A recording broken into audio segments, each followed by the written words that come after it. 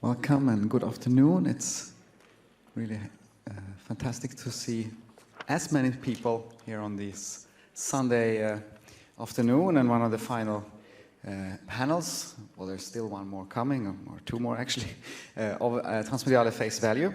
And it's part of a kind of a tradition that we have ongoing because of our cooperation with the Berliner Gazette, the online journal Berliner Gazette, and also organizers of many workshops and conferences, that they change or they organize under different thematic frameworks every year. This year they're launching Ambient Revolts as the yearly theme of Berliner Gazette, and the moderator of this session will be Sabrina Apitz. So she will introduce the topic. I would like to say that it kind of links in an interesting way what questions that we considered more in the last Transmediale Ever Elusive, about kind of questions of agency, machinic agency, and then also political movements, if you will. Sabrina Apitz is then a freelance project manager and curator that has been part of the Berliner Gazette team since 2009. She's also a lecturer at the Zurich University of Applied Sciences and the Arts. And she works there, or she works also in the field of consultation and qualification at the Performing Arts program of LAFT Berlin. So Sabrina also has, I think, a long-running experience in organizing different conferences, symposia, workshops with organizations such as Wikimedia Germany, Allianz Kulturstiftung, and Youth for Europe. So please welcome Sabrina and all the speakers of this panel. Yeah.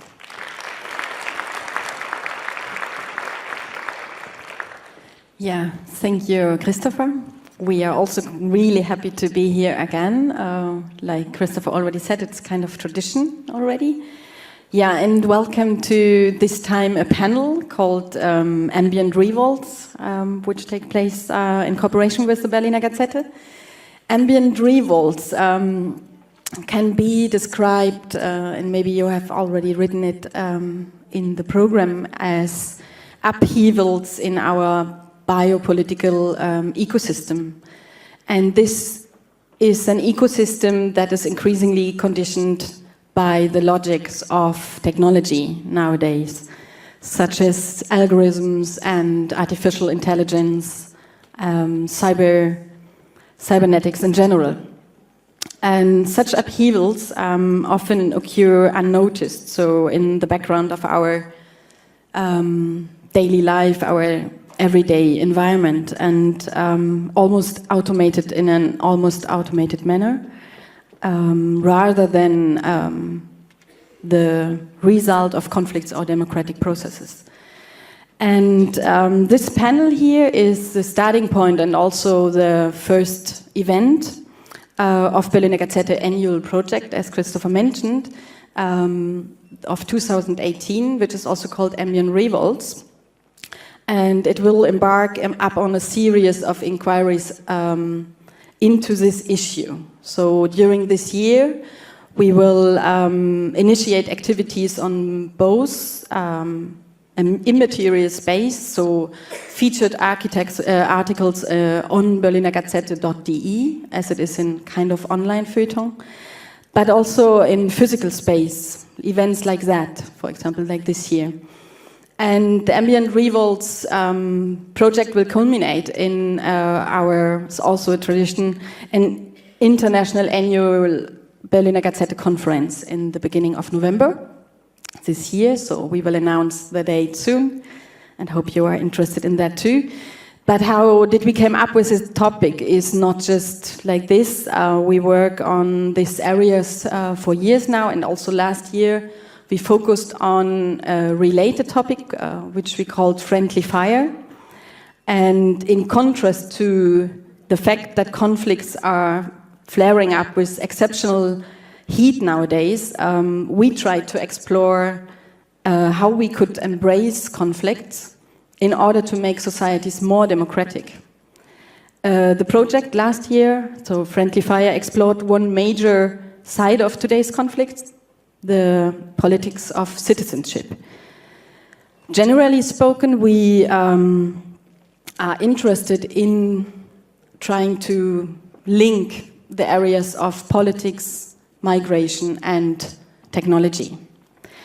And this brings us back to our panel here today, and which will focus on new perspectives on political agencies, coming from questions like, what does it mean to act politically nowadays? And how can we challenge power today? And we also have a kind of focus here in this, a thematic frame, so different perspectives on this, what we call the state of, or Agamben also called the state of exception, a state that can be described as a suspension of law or legal framework, will be the thematic frame of the panel. So you will then recognize or notice different perspectives. There could be one which is kind of to deploy the state of exception of one's own, or even to restore the law that the state of exception suspended. I mean, both approaches, there are more, and of course, are ways to take back the freedom one desires, and that could be the freedom to move, the freedom to be anonymous, or the freedom to be a political actor. This panel sets out to explore the hidden links between mass movement of migrants and new algorithmic states of exception. Focusing on the question, like I already said, what does political agency mean today? What new possibilities emerge for collective action? And is it still possible to revolt? We would like to discuss this with our three panelists you see here. There is Jennifer Kamau, Dan McQuillan, and Krystian Woznicki. I'm really happy to welcome you here. And I will introduce the three later, one by one. The panel is structured in the way that we have two parts. The first part is, or will give us the chance to get some insights of the work and engagement of each of the panelists.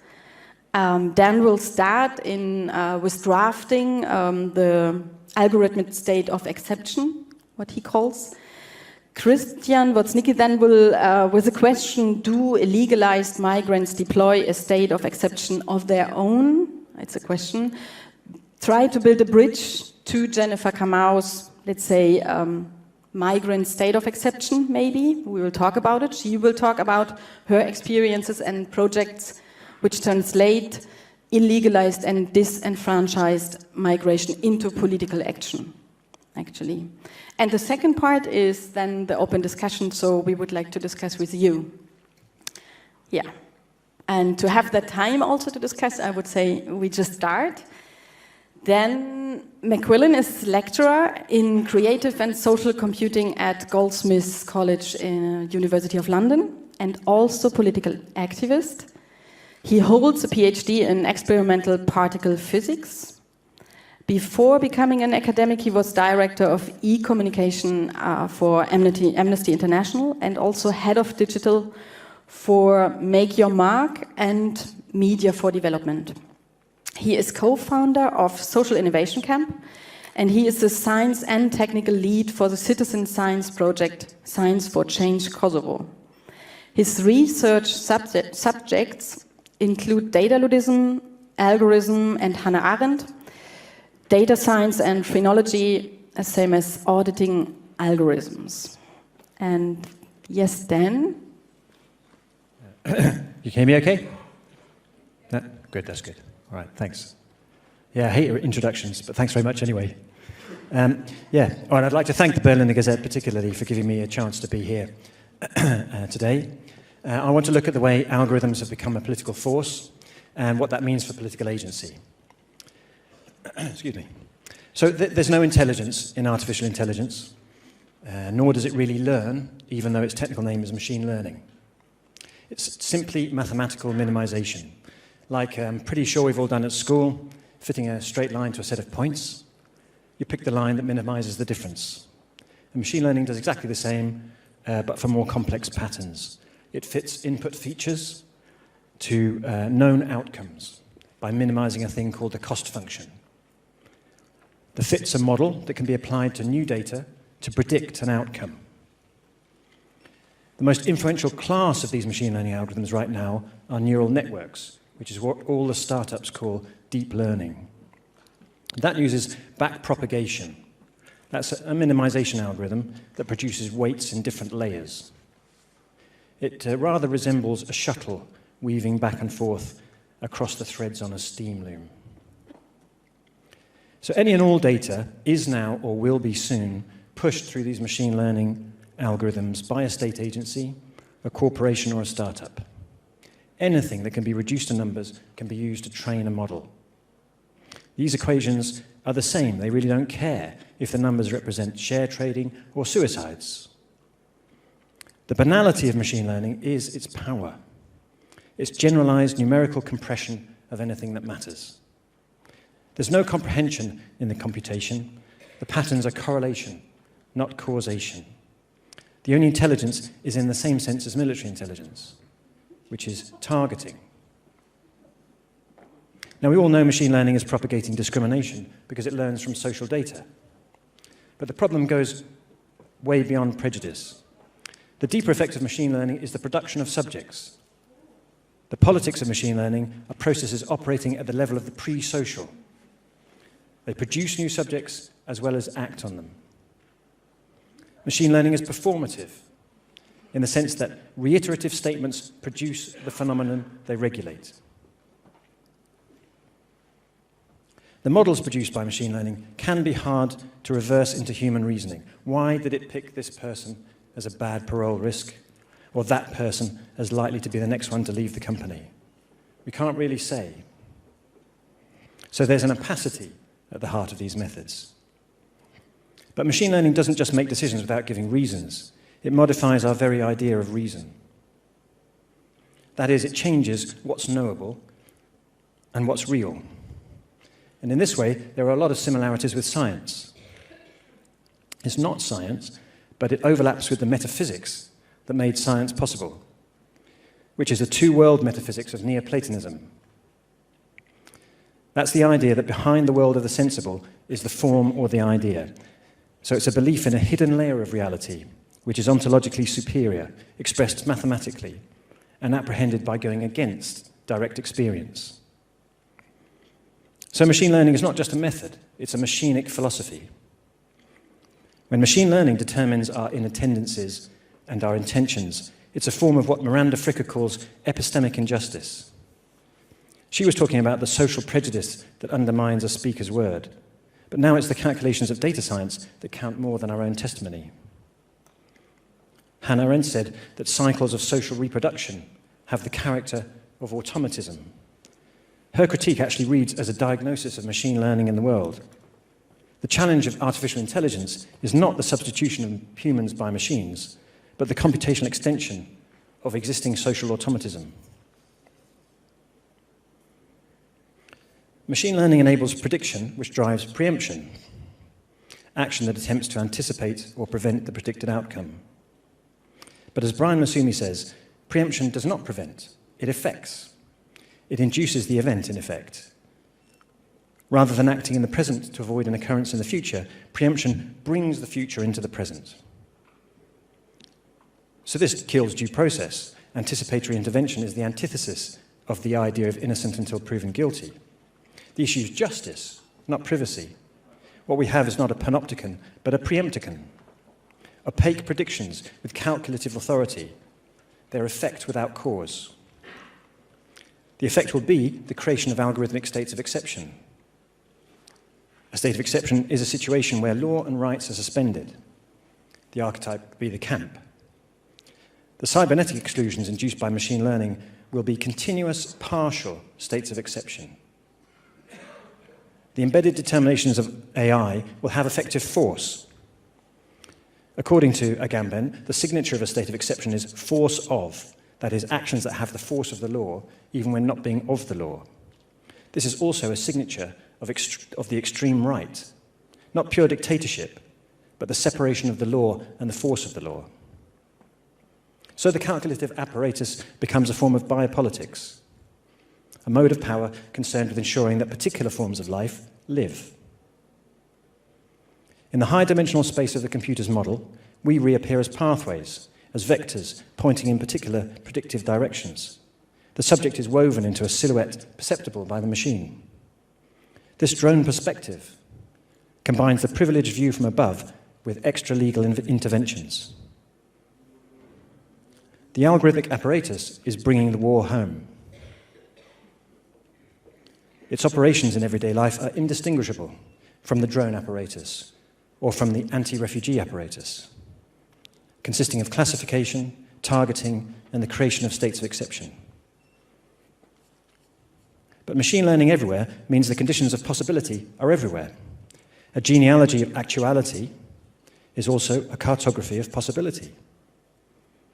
By looking at the circuits of power, we're also looking for ways to hack them, for the possibilities of movement, transformation, deterritorialization, and resistance. We need a decolonial antidote to the knowledge claims of the apparatus and the assertions of objectivity, neutrality, and universality. We can look to standpoint theory, which is a feminist and post-colonial approach to science, which suggests that positions of social and political disadvantage can become sites of analytical advantage because they're alert to the culture-wide assumptions that prevailing ideas of objectivity have missed. Our thinking about machine learning and AI should start from the edges. Likewise, Donna Haraway argues for situated and embodied knowledge as the grounding for rational knowledge claims against the normal scientific view from nowhere, which she calls the trick of the God view, the view by which, by its own definition, is above, outside of, unlocated, and therefore can't be held to account. We need a situated approach to machine learning. But what does a situated approach to distributed techniques look like? It might start by looking like the resistance at Standing Rock to the Dakota Access Pipeline, which is contesting infrastructure as recolonization, through an occupation that is situated in alternative claims to knowledge of what is the good life and what constitutes care. We should be asking, how does machine learning look if our standpoint is Standing Rock? We need a decolonial view because we need resistance. Every claim by AI to be a panacea is an invitation to intervene politically through direct action. While indirect action appeals to an abstract mechanism as a means to a good end, direct action is that action which, with respect to a given situation, realizes the end desired. Every context where AI is applied could be interrogated as a site for direct action. Machine learning represents the highest abstraction of social relationships, which could be countered by popular assemblies and people's councils, bottom-up, confederated structures that implement direct democracy, replacing absence with presence and opacity with argument. The collective is what makes reconstruction possible, because it defines individuality not as a private experience, but as a social identity. Solidarity is an ontological category prior to subject formation. It's a politics of becoming, a means without end. To justify those states of exception, the state claims necessitas legem non habet, necessity has no law. Our claim is that solidarity is the anti-fascist politics of necessity. The only political strategy that can fundamentally counter preemption is prefigurative politics. To embody in practice the relationships and political forms that prefigure the desired society. When algorithmic preemption forecloses futures, we must build alternatives in the present. Consider Gustav Landauer's proposals for structural renewal, the creation of new institutions through a complementary pairing of disengagement and reconstruction. Landauer said, the state is a social relationship, a way of people relating to one another. It can be destroyed by creating new social relationships, by people relating to one another differently. But the machinic state is a pre-social set of relationships. It has to be countered by an emancipatory techniques. Most protest camps are prefigurative, no borders camps are prefigurative. What's missing at the moment is a project of prefigurative techniques, the project that co-constitutes an agentic identity and its infrastructures. What might this look like? Perhaps like people in Greece who became refugiists with the techniques of the alarm phone and squatting hotels, or in Calais, where people organised warehouse space, van deliveries, and cauldrons to cook for 100 while regularly tasting tear gas. What we're seeking is not just a rearrangement, but a transmutation. As Landauer said, people must come together, grow into a framework, a sense of belonging, a body with countless organs and sections. To follow Spinoza and Deleuze, we do not even know what our body is capable of. I'm not proposing people versus machines, but a techniques of mutual aid. We're always collaborative with and co-constituted by our tools, but we can't let post-humanist analysis rob us of agency. While there are no foundational constituted subjects, we are situated, we have a standpoint, and we experience solidarity. We can contest and reconfigure artificial intelligence on the basis of direct action, popular assemblies, and mutual aid.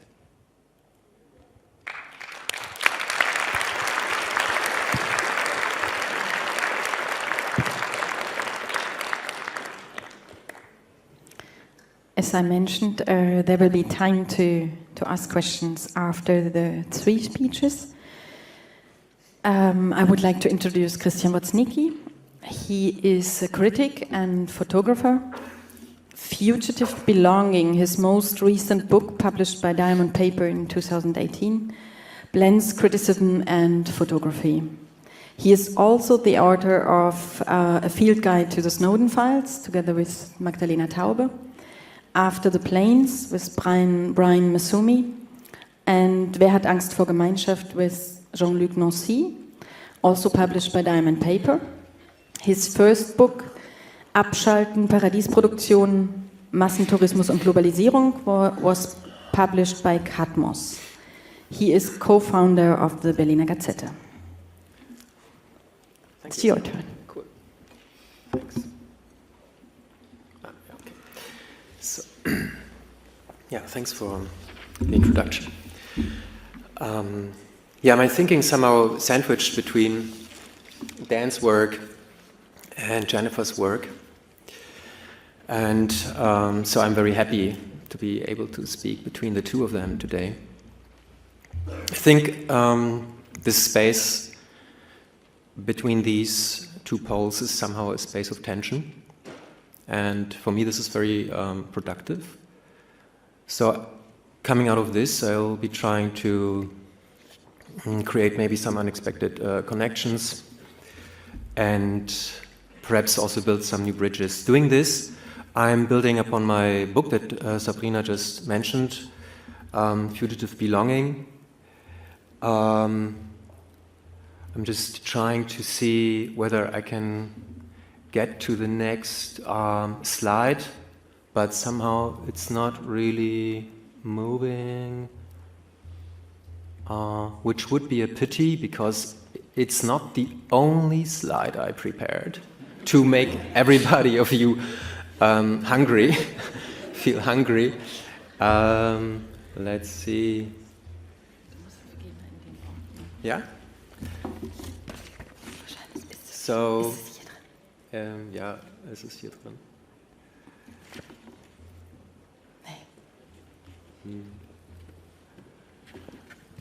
Oh, it's okay. I mean, the guys we will fix it. I'll just continue talking, not to waste any time. So, as I said, this is building upon my book, Fugitive Belonging. It's just came out with Diamond Paper. I got a couple copies here for a very special transmediale prize. If you come up afterwards, you could get one. And so expanding upon some of the ideas from this book. Perfect. You fixed it. Thank you. That's about part of the scheme. I will now present some new stuff, actually, which will go into my next book, continuing my exploration of political agency, and now shifting my focus to the state of exception as a discursive context. So following up on Dan's remarks and observations about the algorithmic state of exception, I will add to the thread on alternatives, specifically in the context of illegalized migration. To begin with, I would like to point out, and I'd like to recall us to recall that the claim of necessity, also mentioned by Dan, often masked as a putative emergency, is the primary legitimation for abuses of power. So, as Agamben states in his book, The State of Exception, more than rendering the illicit licit, necessity acts to justify a single, specific case of transgression by means of an exception. Now, if this logic can be applied to the context of illegalized migration in an emancipatory way, it is, I believe, not in the widespread sense of illegalized migrants as victims. More specifically, I suggest not to reduce migrants to victims of the state of exception, or in complementary fashion to receivers of power's benevolence. Instead, I would suggest considering illegalized migrants as political actors, even when they are facing the force of law, even if not of the law, as Agamben paraphrases the workings of the state of exception. By moving in the state of exception, migrants can be said to deploy their own state of exception in consequence. This framework for political agency can be developed on the basis of Walter Benjamin's ideas in his thesis on the philosophy of history from 1940, and also on the basis of various appropriations, say, for instance, by intellectuals on the far left, such as the Writers' Collective, Invisible Committee. Now, power seems to present necessity as a legitimation to make something that is otherwise illegitimate, legitimate. Since what is not licit in law, necessity makes licit, as formulated in Gratian's Decretum, a source that Agamben also quotes. But how would a strategic reversal of power work in this context? Likely, it would entail that the migrants are presenting necessity as a legitimation to make something that is otherwise illegitimate, legitimate.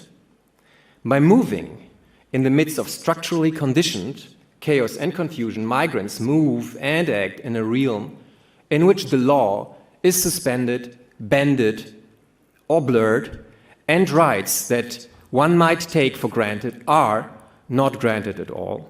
In this situation, migrants can be said to appropriate the claim of necessity to their own ends. Talking about necessity in the migrants' lives, I'm thinking of it as arising in situations as varied as civil war, natural catastrophe, land grabbing, and other things in their home countries, but also in the dehumanized and disenfranchised situations in the European Union. But do the illegalized migrants actually create a state of exception of their own in such situations?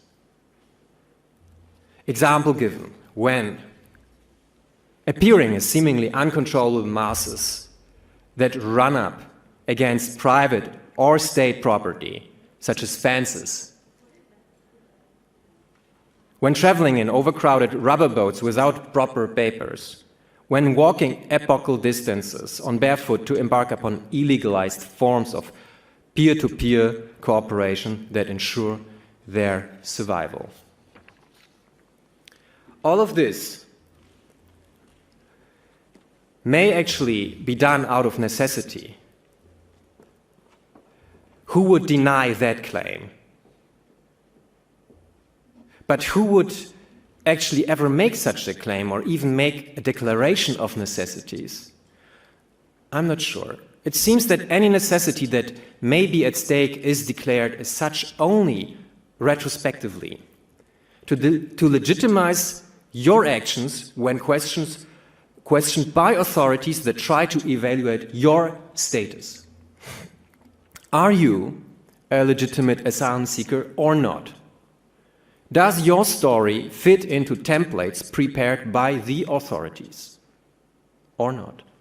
Well, it better does so. So your story can disappear in data banks that are processing not only the case of one specific migrant, but a desired number of migrants, making mass denials of asylum status a matter of algorithmic efficiency, itself a side effect of what Dan theorizes as the algorithmic state of exception. Although, as a consequence, the migrant stories hardly ever surface in the public realm, they do not remain entirely invisible. Images of the turbulences that the migrants create out of their emergencies display their movement. And it is in the course of this that they become ghostly reminders of the turmoil, the injustice, and the inequalities of this world. Take, for example, the mass movement from summer 2015 on the motorway from Hungary to Austria that was mediatized as the March of Hope. You see now a picture of it on the screen. This politics of showing that is becoming a method of presenting necessities that otherwise remain invisibilized. And it is in this way that a strategic reversal of power can be initiated, disclosing the terrain of life as a ground of conflicts over political and economic participation, making apparent that inequalities and exclusions are a product of a political and economic normality that those who consider themselves included take more or less for granted. Now let us return to the guiding question that I've put up. By moving in the state of exception, do migrants eventually deploy their own state of exception in consequence? Looking at some of the images showing chaotic, seemingly uncontrollable situations at state borders, one might get the idea that migrants deploy their own state of exception, yes. But I'm hesitant to draw that conclusion, most of all because it can be easily conflated with problematic rhetorics that are deployed by institutions and right-wing populists alike. The images of migrants seemingly creating turmoil have long served interests other than elevating the situation of migrants. Quite to the contrary, such images have been instrumentalized to push politics to the conservative and even radical right. A state of exception, supposedly caused by intruders, is evoked when right-wing groups are presenting their unacceptable solutions to this putative problem: mass deportations, militarizing state borders, ethnic cleansing, gun violence against migrants, and so on.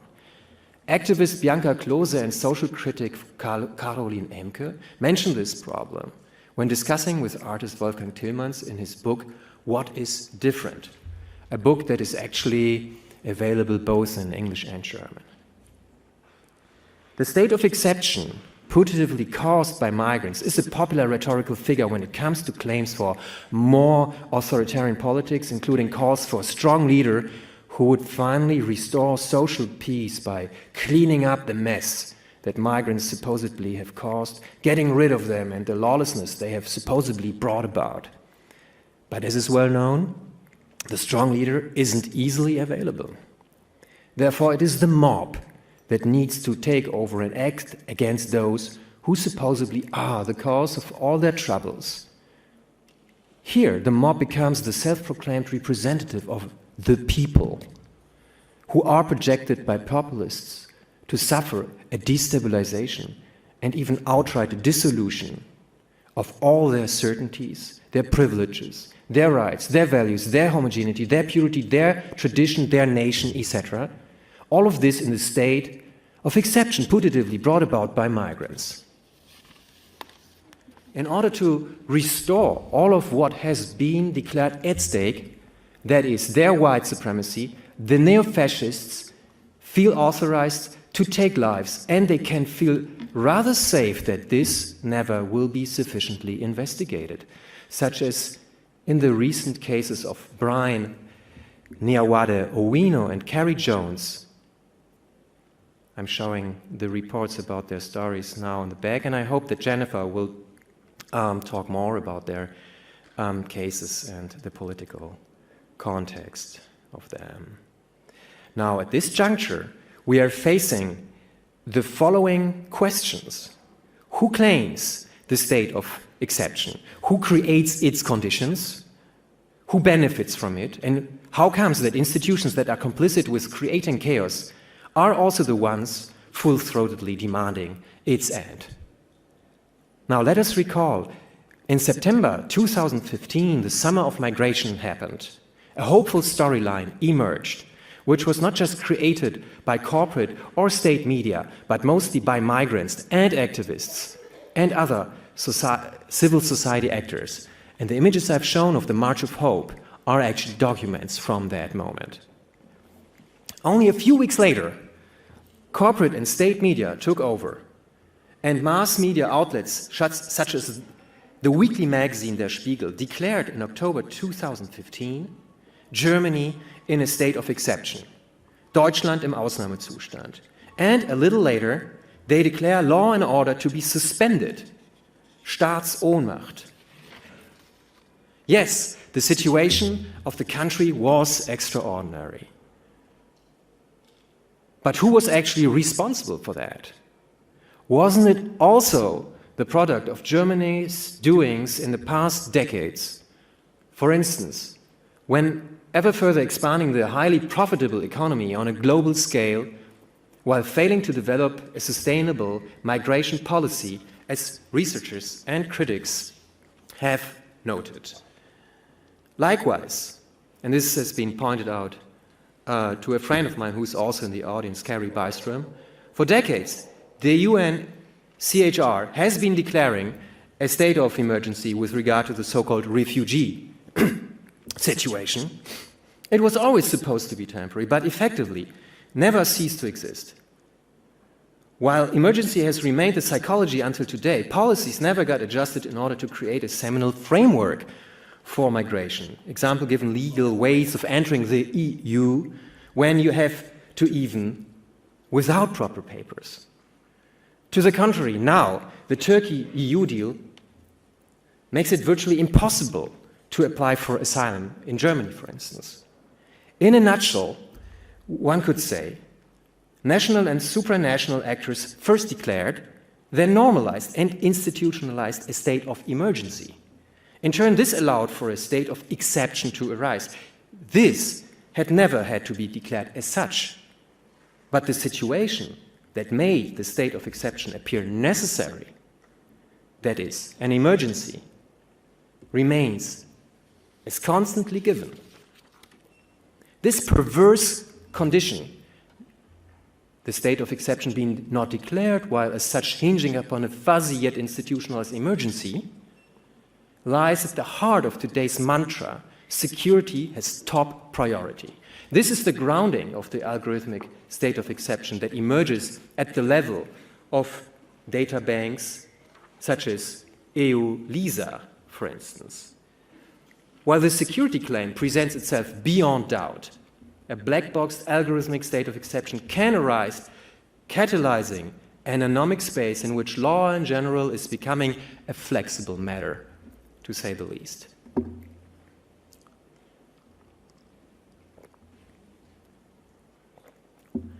To give an example, scapegoating migrants without papers, or for that matter, left-wing activists, on the other. Europe's biggest tabloid, Bild-Zeitung, may demand the abolition of lawlessness, while on the very same page it may violate the law when disregarding personality rights, among others. So the lawlessness that right-wing populism complains about when scapegoating the other of their society is starkly contrasted by the lawlessness that has the most severe consequences most of all for migrants. After all, there could hardly be anything worse than being suspended in a realm of rightlessness when you are in a highly precarious situation. Now, there is another reason why I'm careful to say that migrants are deploying a state of exception of their own. Apart from the risk of conflating this issue with the strategies of right-wing groups, I also hope to avoid overly easy analogies between migrants and left-wing militant activists, who, I think, is the political actor group primarily associated with this form of counterpower. If militant activists, such as Anonymous or folks deploying black bloc tactics, are moving and acting in the state of exception, they are, and they have, a certain awareness of the state as such, as well as an awareness of the consequences that their actions in that state may have. Deploying their own state of exception results from processing the crisis of political agency and from more or less consciously trying to overcome this very crisis. In the case of migrants, it seems far more difficult to designate the parameters. For instance, where does the state of exception actually begin? Already at home, where disaster strikes, war ravages, or global capital recalibrates all rules? At your workplace? At the state border? Expulsions of ever-growing numbers of people have become commonplace in this age, as the sociologist Saskia Sassen elaborates in her book Expulsions, Brutality and Complexity in the Global Economy. In many cases, expulsions take place under the condition or even as the very result of a state of exception, a state in which ever more people are expelled from the force, with the force of law, even if not of the law. Those who are expelled from their home countries are even risking being expelled from the sphere of life as such. It is perhaps this existential threat that drives people and makes them move more than anything else. Facing or imagining the consequences of existential emergency and total dispossession may make you aware of the realm of rightlessness in which you are moving. But how is this experienced and conceptualized? Are these cognitive or rather affective processes, or both, or something entirely different? Do these processes of realizing the emergency in one's life actually lead to locating and fighting causes? If so, are the causes seen and fought as related to a suspension of law due to a state of exception?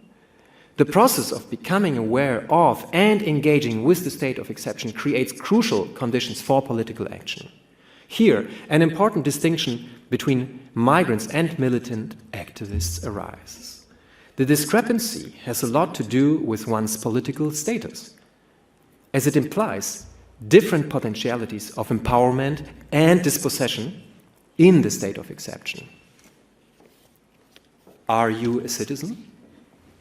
Or are you an illegalized migrant, meaning a stateless or undocumented person, or an asylum seeker, or someone who has overstayed? As a consequence, are you or are you not able to draw upon some of the privileges that come along with the citizen status? These are crucial questions when it comes to facing the state of exception and the related crisis of political agency. One can assume that nowadays most left-leaning militant activists fall more into the citizen category, while most illegalized migrants fall instead in the various non-citizen categories. This creates problematic conditions for reshaping political agency, as I believe that this can only be done in the process of becoming common. Now, as I elaborate in my book Fugitive Belonging, the common as a contact point is not a comfort zone. To the contrary, the comfort zone that we believe this is rather replaced by something that is a zone of conflict, where citizenship, as a state machine of segregation, can be appropriated for emancipatory politics when differences are rendered productive. I mean the differences between those who are designated to be included and excluded, citizens on the one hand, non-citizens on the other hand. What do we share? What sets us apart? Both questions point to the common as something that connects us as much as it separates us. Embarking upon these very basic questions is one of the first options for becoming common. Shaping new forms of political agency in the course of this. Rights as protected by the law cannot be taken for granted. Rather, we have to take these rights, or to paraphrase the philosopher Hannah Arendt, we have to take the right to have rights. This could mean that we have to take the freedom to do what is necessary. Move, migrate, blow the whistle, demonstrate, etc. In short, while today's cybernetic forms of government opt to disqualify most of us as participants in actual politics, we are challenged to take the freedom to become political actors. As this has become a necessity for all of us, we can only become political actors when surpassing the segregation between citizens and non-citizens, and when thinking and acting together as humans on equal par. Thank you very much.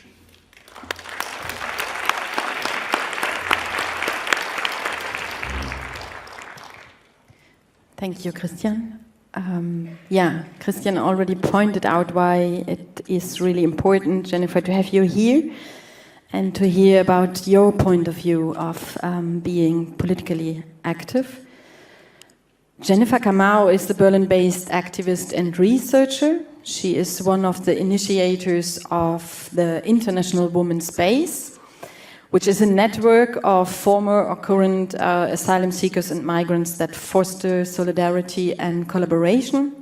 They also produce books, organizes campaigns, conferences on issues of asylum seekers and migrants. This network emerged from the well-known, I think, or even famous occupation of the Oranienplatz in Berlin-Kreuzberg some years ago. And it emerged as a feminist response to the predominantly, male concerns of the insurgent refugees. Most recently, Kamau co-organized a conference when I came to Germany, als ich nach Deutschland kam, last year, a 2-day conference focusing on the experiences of women who came to West Germany as guest workers, to East Germany as contract workers, as migrants and refugees to the reunified Germany, and of German women who are affected by racism. Recent publications include a book called In Our Own Words, Refugee Women in Germany Tell Their Stories, and she also brought it, from 2015. Yes, Jennifer, welcome. Happy to have you here. I would like to ask you to give us also a little bit of insight and introduce the International Women's Space, the network and your engagement there, and maybe also a little bit how you became an activist. Yes. Okay. I will start by saying what International Women's Space is comprised of. International Women's Space began in 2012 and is part of the Oranienplatz movement, as Sabrina has introduced. And the Oranienplatz movement was a movement that started from Würzburg when a young Iranian committed suicide and people walked for months to Oranienplatz. I hope most of the people are aware of this Oranienplatz movement. And then in the Oranienplatz movement, there was a need, because it was towards winter, there was a need for a place for people to sleep or to shelter themselves from winter. And then there was the occupation of the Gerd-Hauptmann-Schule. And in the process of this occupation, a group of women came together and decided, okay, Oranienplatz is very male-dominated, and now we have an opportunity to create a women's space in the occupation. So the International Women's Space was an occupation within the occupation of the Gerd-Hauptmann-Schule, where we struggled with the male domination and were accused of trying to divide the movement because of the creation of a women's space. And this space was necessary because women were put in heims, in Brandenburg, in areas where there is a lot of isolation. And there was need for a space where women could speak together, speak about their experiences. There was need for women to learn the language, because in this time it was difficult to have language courses. There was need for women to quite understand what it means to migrate, what it means to be in the asylum system, how people have to come, how people come, and what are the experiences of the people. And we were in the school for 17 months, and then came the eviction. And it's easy to, I can say this, how easy it is to finish and to make us completely invisible, because after the eviction of the school, of course, with a lot of resistance, there is like the 9 days on the roof where people resisted. People became misplaced. People became tired of resisting. And it was difficult to continue with the structures that are not even there. And until the publishing of In Our Own Words, that's when people realized that even after the eviction, after the occupation, the women's group was still working. And this documentation of In Our Own Words is very important for us, because this is part of our activities of documenting our books, our history, because if we do not document, nobody will document. If we do not speak of our experiences, nobody will speak of our experiences for us. And it brings experiences of 10 women from different parts of the world and different forms of gender persecution, which we are trying to fight. We are trying to bring to the attention that gender persecution should be a reason where women get asylum, despite other reasons that people are fleeing. And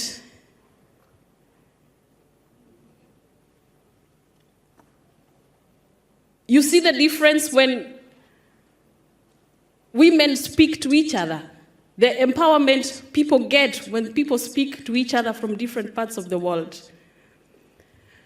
Part of the work that we do is also to, like the conference Sabrina is talking about. We did a conference last year in October, and the idea was to bring different perspectives of women and racism.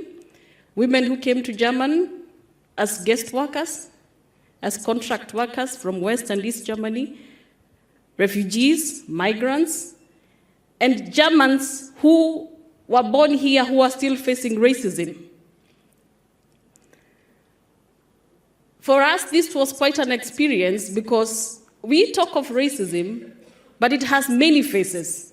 And these different faces is what brings the women together. This is the power that we hold on to, and this is what creates our solidarity, that we can accommodate different forms of oppression of women and create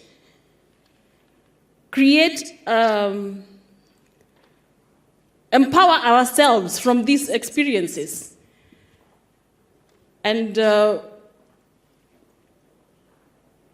we are taking spaces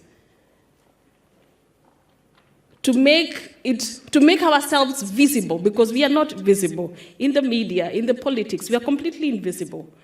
And it's, for me, I will also thank like the Berliner Gazette, because in these kind of structures, it's also very difficult to find this kind of possibility in a cultural place to speak about the real situations of people.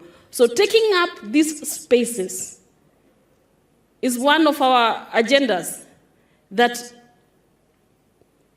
brings our visibility. And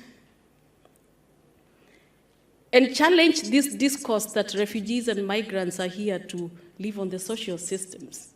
While as we know, we come from countries that were colonized, and who actually is a beneficiary of exploitation, unlike vis-a-vis this narrative and the discourse of saying that we are coming to exploit a system, I mean the social system. And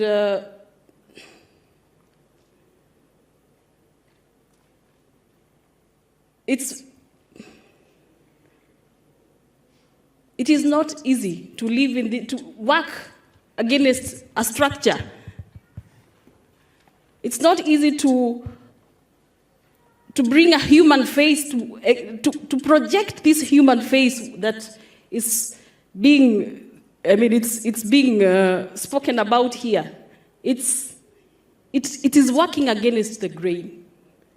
It's a lot of effort. And now with the rise of the AFD and the right-wing movements and the politics and the EU politics and the migration crisis, it's a form of paralysis.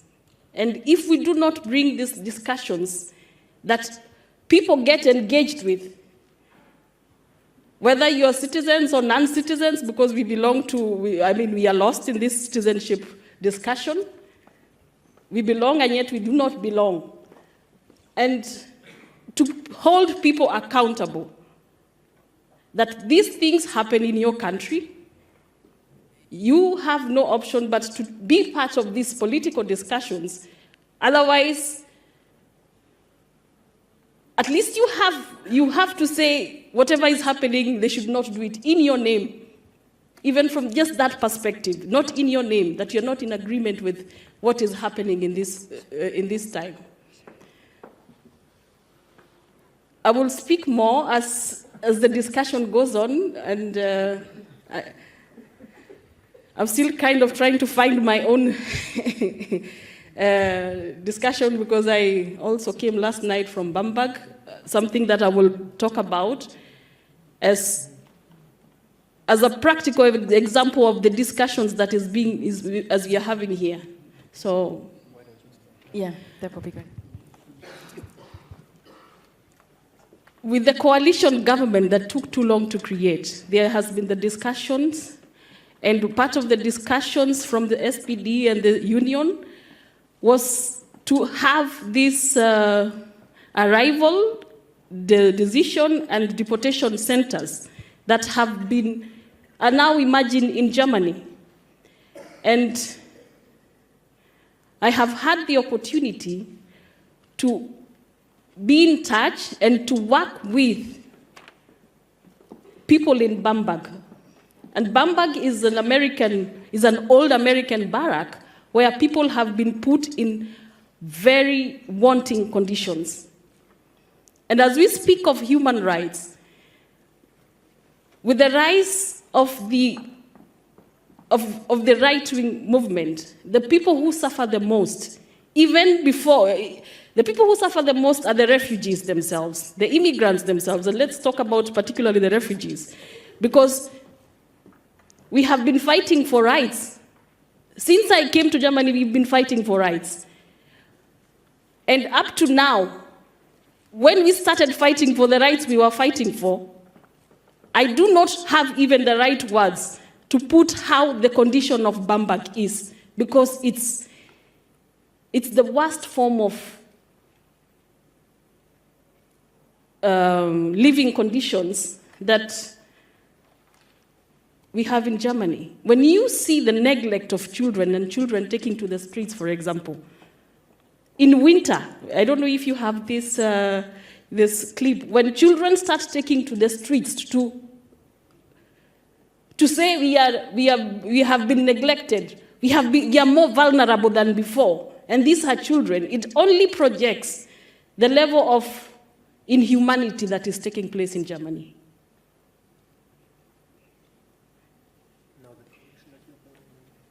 We are trying to build.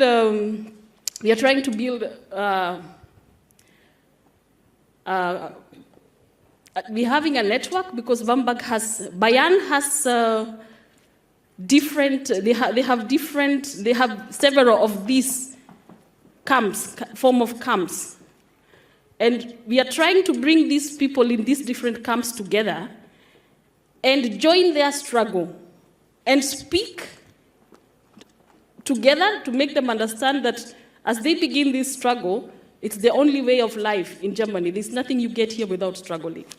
So that when they form their own form of state of exceptions, because this will be formed, the minute you do not respect existence, you will expect a resistance. So as these people organize themselves to resist these conditions, that they do not make the same mistakes we made, that they are more organized and they have better conditions, and as we provide a support structure for the people to fight, they have more knowledge. And that was why we also documented our struggles, so that people coming do not think they are beginning a struggle, that these struggles have been there. And this was one of the challenges we faced when we were at the Iranian Platz movement. There was nowhere we could refer to about the struggles that were there 20 years ago. And they were there. The Caravan was here, the Voice was there 20 years ago, but you could not find any literature of how these people struggled. Thank you, Jennifer.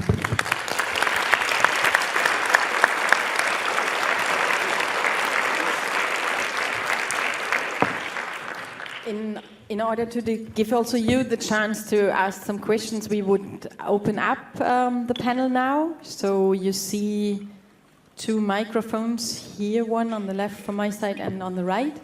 So you are asked or invited to come closer to the microphone if you have any questions, remarks, even comments.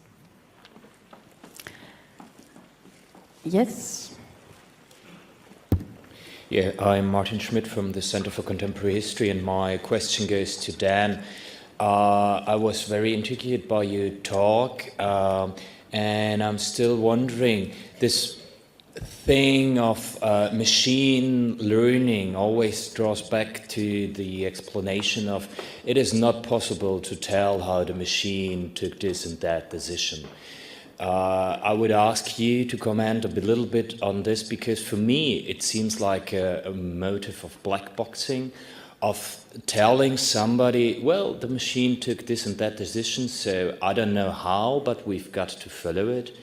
But I studied computer science, and I know that there are possibilities to track, and I'm not an expert in this, but I want you to comment on what are the possibilities of making the decisions accountable. Yeah, is that on? Okay. Yeah, thanks for the question. Yeah, I'm not talking about black boxes. Would be something else in a way. Black boxes would be a decision to conceal the decision-making process, if you like. And I think there's that in a way is the dominant form anyway. The corporate platforms are not letting us know how the decisions are made. But I am specifically talking about the nature of these algorithms, and they're not all the same. I mean, if you have a little bit of familiarity with these things, decision trees, for example. You follow through a decision tree, you can see 60% was because of the age, 40% was because of the gender, whatever, right? That's explicable in some way, okay? And there's a thing called the GDPR, the General Directive on, I don't know, data protection or whatever it's called. It's this new regulation that's coming into the EU this year, right? And this includes a right to explanation. Okay, so there's some sense that, oh, well, this problem is not going to be a problem anymore because we can explain. And what I'm trying to talk about is actually the nature of the algorithms, specifically neural networks, but not only, okay, which is that they are by their nature obscure. I mean, these things are doing massively parallel computations over extremely large data sets. If it was easy to unpick those calculations and decisions, we wouldn't need the algorithms in the first place. And the reason that the neural networks in particular are able to do the uncanny things that they can do, recognize faces, predict what the next frame in a video, whatever it is exactly because of this backpropagation, this massively parallel process, where even the engineers themselves say, we don't know what's going on here. 10 years ago, okay, I retract that, 5 years ago at least, I've got a very poor timeline in my head, Google engineers were saying, we don't know how the search algorithm works anymore, because it's largely using neural networks. So I think what I'm talking about there is that there is actually, even if you see the model, even if you see the weights, okay, you can't tell what's going on. So does that answer, give you any sense of what you're asking? Do you believe those engineers? Yeah, no, it's not just the engineers. I mean, I have dabbled with this stuff myself. I would say this is for neural networks, this is actually the case, okay? There's two things going on. You mentioned the other one, right? In Chicago, there's a thing called the Strategic Subjects List, which is constructed with mainly a different kind of algorithm. And that's where an academic has collaborated with the police in order to come up with a list of people who should be watched, because they're most likely to be involved in a future gun crime. Okay? And absolutely, the police gave this explanation when they went into the mainly black area to visit the people on the list who were mainly black. Which community then reacted and said, this is racist. They said, the algorithm, it's mathematical and objective. So this is really what I'm trying to get to, really. It's not so much the, are the algorithms reversible? It's the bit of your explanation where they said, the algorithm says so, therefore we must. Okay, it's the therefore we must that I'm trying to get at. Any other question? If not, maybe to build on that, to understand it a little bit better, build on that question. Can you maybe give an example of how to resist the state of exception, especially the algorithm state of exception, and maybe also, is there any even emancipatorial potential in kind of reusing it or something like that? Okay, yeah, sorry, I seem to have acquired a nervous cough. Yes, what I was trying today to say, in a way, was to try and outline a research project for myself, really, in terms of what could be constituted as, because of the provocation of the question placed by the Berliner Gazette, what does political agency mean now? There's no shortage of critique about how these mechanisms work, and obviously the countermeasures are less clear. And I think for me it is, and this is perhaps betraying my current academic situation, is related to questions around the post-human to some extent. We're all aware that we're in a larger mechanism, that we're somehow imbricated, we're sort of co-constructed in a way by this mechanism that we live in with machines, and what in a way then constitutes post-human forms of resistance. So it can be, for example, that algorithms can be contested on the basis of their unfairness, and there's some quite good work technically done by a bunch called FAT-ML, which is Fairness, Accountability and Transparency in Machine Learning. And they do investigate, what they're trying to do is kind of set an algorithm to catch an algorithm in a way. There is a certain amount of that. And for myself, I'm trying to work with an organization called Air Wars. They collect a lot of data, because they have people, basically Syrians working for them, and collect all the data on airstrikes in Syria and Iraq. And it would definitely be interesting to apply machine learning, which is what we're trying to do, to that data, to reveal perhaps some of the unspoken strategic decisions of those actors. But on the whole, really, I think Jennifer's saying the kind of things that are really the political tactics to contest this emerging situation, which is that, in a way, another set of technologies, which is political technologies that come with a certain set of philosophical, political and ethical commitments that enact those commitments in the same way that these algorithms enact their own philosophy. We need political technologies that enact our own, not just our own philosophy, but our own utopia. Thank you.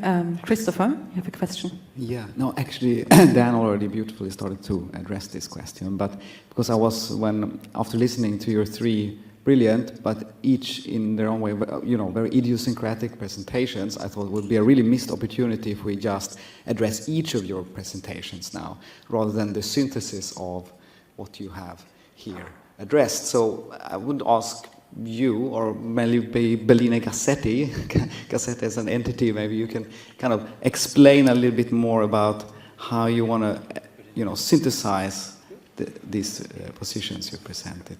Yeah, thank you.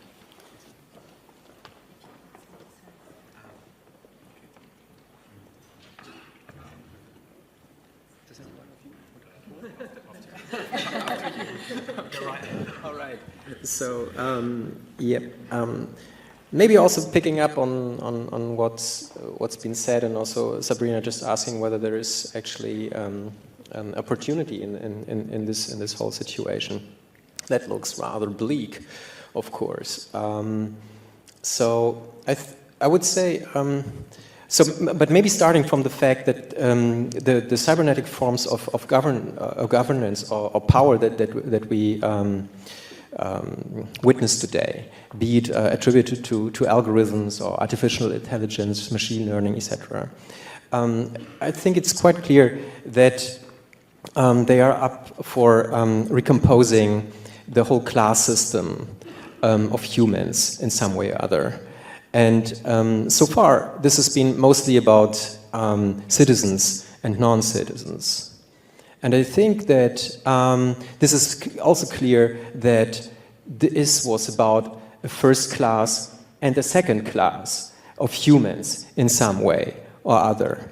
And now we are seeing a far more granular and, let's say, more fine-grained system of classes emerging, where you have inside the first class, the former first class, the citizens category, a kind of huge transformation, civil rights as an indicator, and its instabilities, uncertainties, and inside the second class, the non-citizen category, an upheaval and transformation as well. And it is perhaps also quite very much on the table that new classes are emerging in the course of this, and the flexibility among the first class is diminishing, and there is a very small portion of, let's say, of very privileged humans that are up there, and the rest of us are kind of like, shifting and depending on maybe also sometimes on luck and choice, chance, in which category we end up. So under these conditions that occur, let's say in the back end of our lives, the drama at the front end, I would say, tells us to let go of your rights, right? I mean, these are times of change. Angela Merkel says, for instance, quite symptomatically about the internet, this is Neuland, and it's been like something for the past 10 years. Neuland, the new world, actually in itself also a colonial metaphor. So let go also about humans being in charge. So let the machines do the work, right? Let them do it. It's okay. It's a messy job after all. And yes, and let go also of political agency altogether. So just be, let's say, good consumers. So while this is presenting an enormous menace to all of us, I think it also presents a small, yet quite small window for quite a big opportunity. So what if we said yes to all of this? And I think this is also a little bit of what I caught from you, Jennifer, when you said we are lost in this discussion of citizenship. It's kind of, entangling us and confusing us also, and keeping us busy. But what if we said yes to all of this? What if we said, no problem, yes, we are ready to let go, of all of that you're asking us to let go? Because all of this, of course, has been, to some way or other, useful for us, political agency, rights, and so on in the past. But it has also been based on very, very severe segregations, conditioning us to believe that there are actually two classes of humans on this planet. Yeah? So, and that we actually have no common ground, no common interests and no common ground for collective action. So I think this is this immense opportunity of the moment, and this is where I see us also coming together in new ways, also acting against this situation or in this situation that we've been discussing in terms of being in state of exception so far. That would be, I don't know if this is the synthesis, Christopher, you hoped for, but this is what I can offer at the moment. Thank you. You want to add something? Okay, so we have another question. Yeah, thank you. It actually very much relates to what you just said, because I found the discussion around cybernetic governance and citizenship interesting, and I'm quite concerned about the two trends that we have at the moment, like our situation that we now discussed, versus, for example, the efforts of the European Union for governance innovation, and there's a lot of funding pushed into universities and to enable public-private people partnerships, so it's kind of this idea of the active citizen and to create sustainable, smart and resilient cities. So, and I wonder, also when we talk about biopolitics, that the state kind of moved from let live and let die to make live and let die, and not to make live and make die, if you could see it like that almost.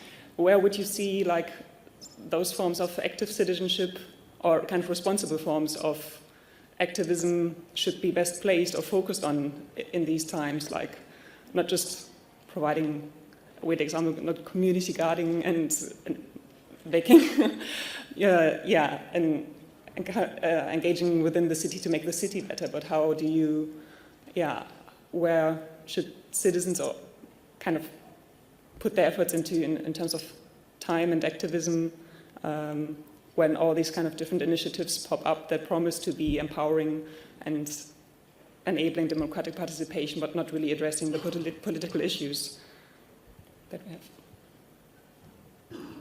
Thank you. Is there anybody who wants to answer that question?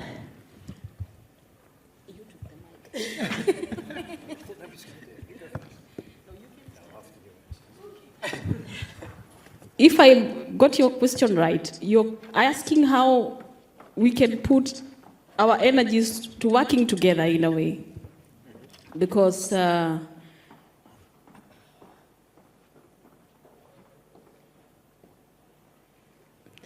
don't know how I can answer this question, because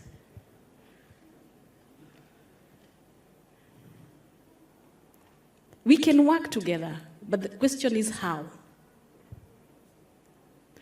And the question is how because, one, for example, we are in Germany. I am also in Germany. And we are talking about people fighting for basic rights. And these basic rights are rights we are speaking about in a first world country. I'm not talking about seeking asylum in Lebanon or Kenya, for example. And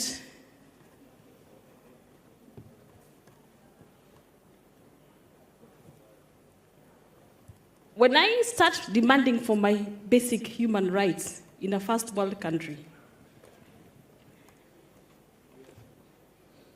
and the difference of being the other in a first world country, that also creates a very big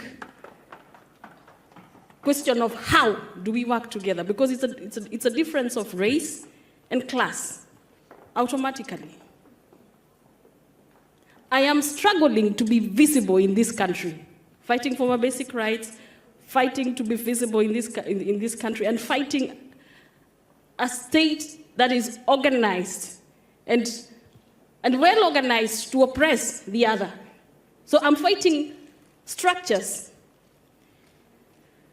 We can be in solidarity, we can work in solidarity, but until we have discussions to discuss how your solidarity is important to my activism, for example. Because,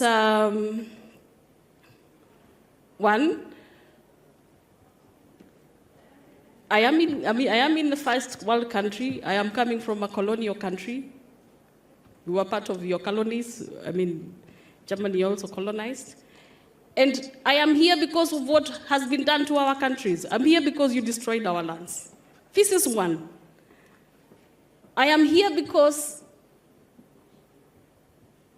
there is war in our countries. That's why people are coming. And if you don't discuss why weapons are still being produced, and you do not want to see the people who are coming as an effect of this war, how do we start a discussion? How do we start working? And I get these questions most of the time when I speak about our colonial history, which we cannot avoid to speak about. That, okay, this is part of the history and I was not part of it. It's okay. We don't want you to feel guilty about it. But what are you doing to dismantle the structures that are oppressing me in this moment that you benefit from? So until some of these discussions are very openly discussed, then we can forge a way and see how people will work in solidarity, because we have to work in solidarity.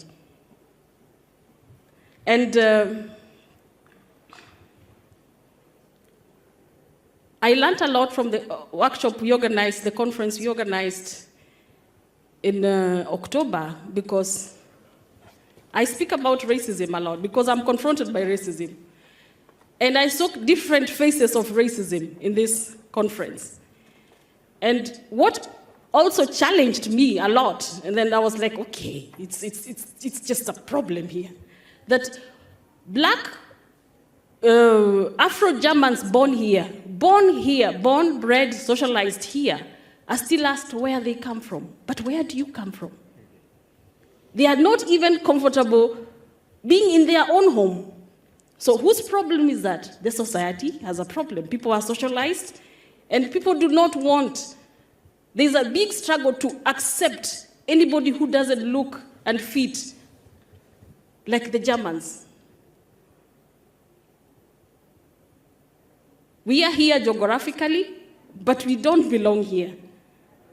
So when we talk of citizenship, when you look at the different categories, we could be in one room with, for example, refugee people. They have, it's a divide and rule approach, which, of course, is used to control people. That people can be in the asylum process, but they're in different segments. You are seeking asylum. You have applied for asylum. You are on a duldung. You have a subsidiary. You have that people don't. When people are already together, you're beginning to compare what is your status like, in such a way that one will always feel they are better than the other, or my condition is worse than the other. And they have kept us busy with these borders in our heads. And this is what we are telling people, to come together and speak about these borders in our heads. Because if you think about having a permission to stay, it's also a colonial structures. Who has the right to be a citizen? If we applied the same approach when people were coming to, when we were being colonized, I think it would have been a different discussion. I wish we knew, So these discussions, if they are not made, if people do not change the way they look at the others, if the ignorance is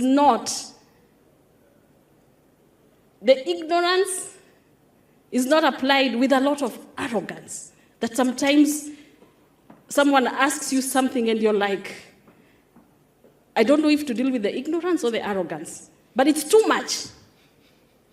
I can continue on this talk and talk and talk, but Yeah.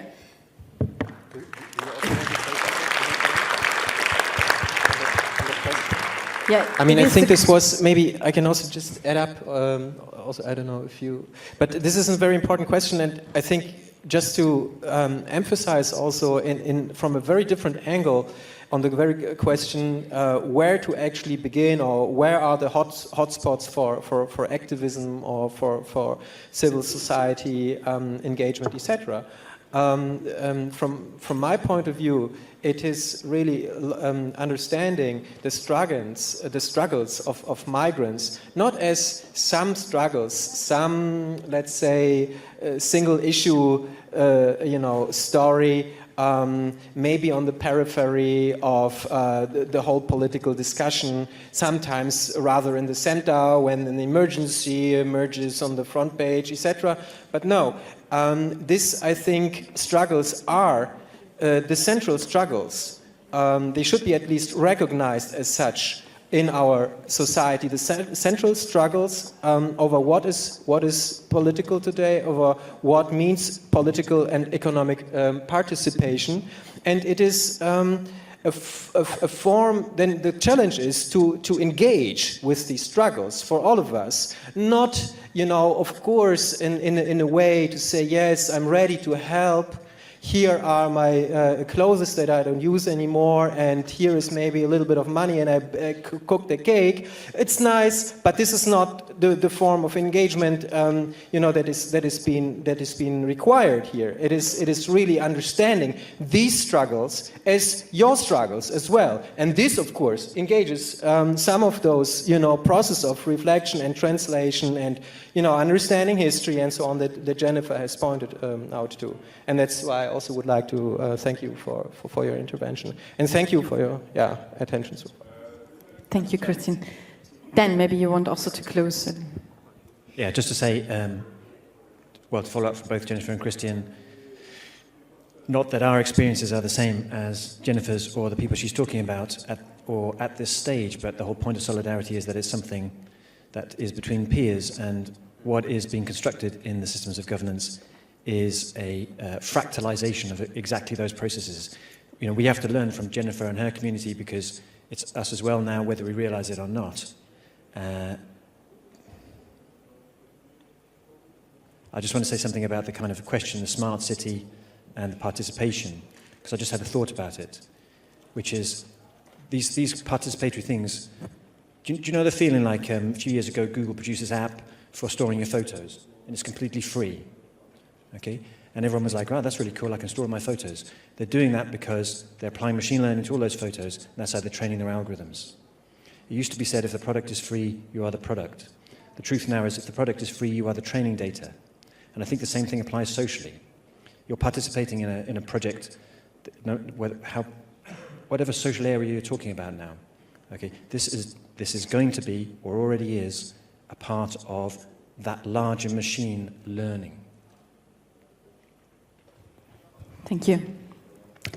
Yes, time is also over, and I would say this panel, maybe rather than giving all the answers, it raised up some questions like what are the differences and commonalities between citizens and non-citizens, for example, but also how is a state of exception maybe also a way of circumstances, to give some circumstances in which political agency is possible. So I think this is something we all can take home and think about.